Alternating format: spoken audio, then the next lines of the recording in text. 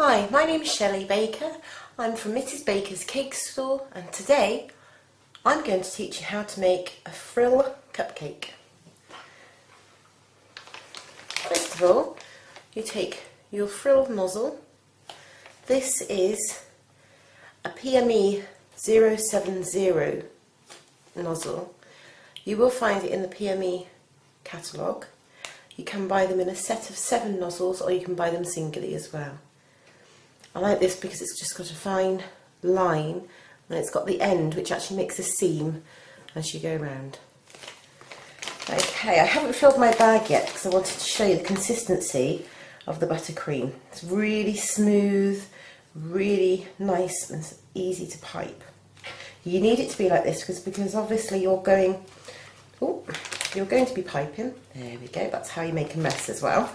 You're going to be piping through a very thin nozzle, so you need to make sure that your icing is smooth enough to actually come through the opening. Okay, just need to make sure I've got enough in there for my 2 cupcakes. And pop that to one side. So I turn the bag back out.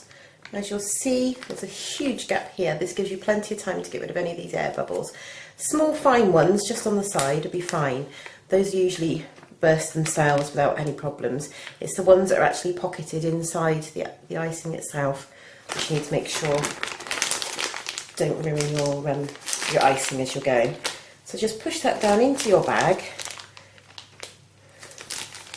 As you get down towards your nozzle, make sure that comes out and through. As you can see, it's coming all the way to the tip of the nozzle, all the way to the end. It will come out and start to go curly.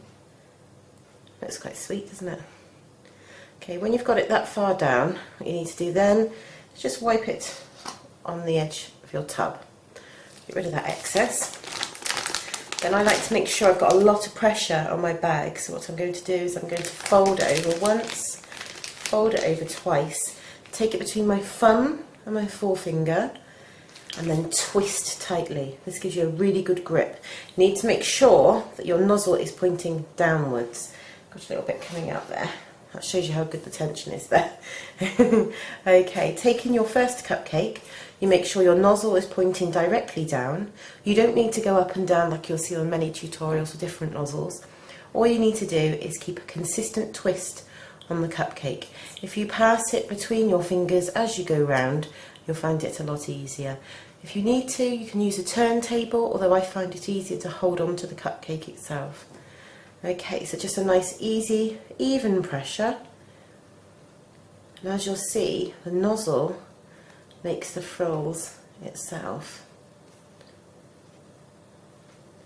The faster you move, the less gather you'll have in the frill. And the slower you move, the more gathers you'll get. Okay, don't worry about the centre a little bit. I'm just going to sweep that bit down with the end of your nozzle. Okay, clean the nozzle on the side of your bowl. Go back and start again, but this time the tip of your nozzle will be pointing to the centre of your cupcake, so you're coming in slightly for your second layer. Okay, I'm going to readjust my bag because I do like to make sure I've got a good bit of tension there. Make sure you've got it so that your nozzle is pointing downwards. Okay, so nozzle pointing down, horizontal to the cupcake, and then just squeeze and turn your cupcake as you go.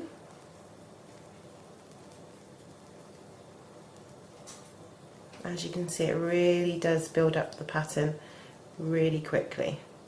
When you're finished, stop squeezing and lift away. Don't worry about the centre, we're just going to cover that up with some decoration as well. If you do end up with anything coming away when you've pulled your bag away, as I did before, just use the end of your nozzle to sweep it into the centre of your cupcake. Okay, we're going to pop that back down. I've got some little rosebuds I've made here previously and let them firm up. I'm just going to pop a nice one in the middle, and then we've got a few more to go around the outside.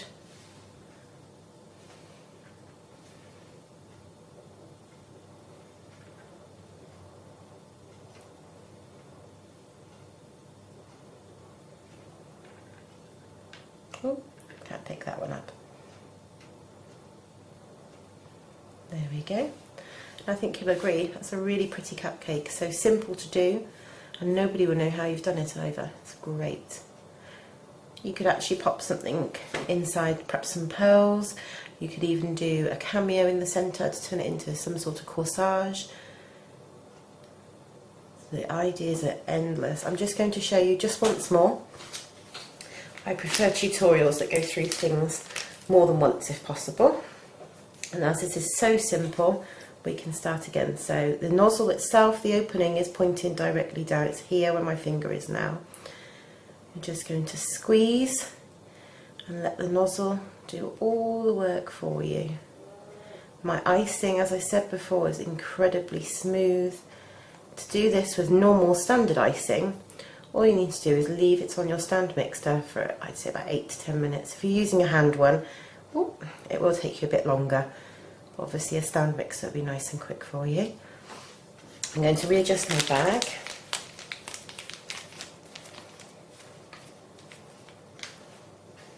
If you see how I'm holding it, I find it easier to squeeze my fingers in to the palm of my hand. It does make it easier to get the good pressure. Taking your cupcake again, you can start anywhere around on the circle. I tend to go just before where I ended last time so it covers it nicely. And you're going in, remember the tip of your icing tip is into the centre now, so that it takes your layer into the middle.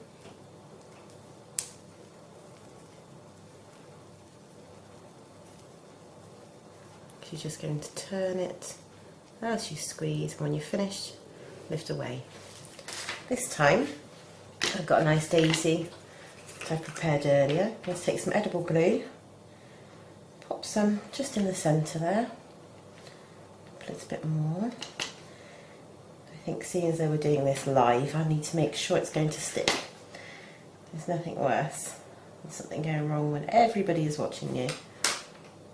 Obviously at home you can take your time.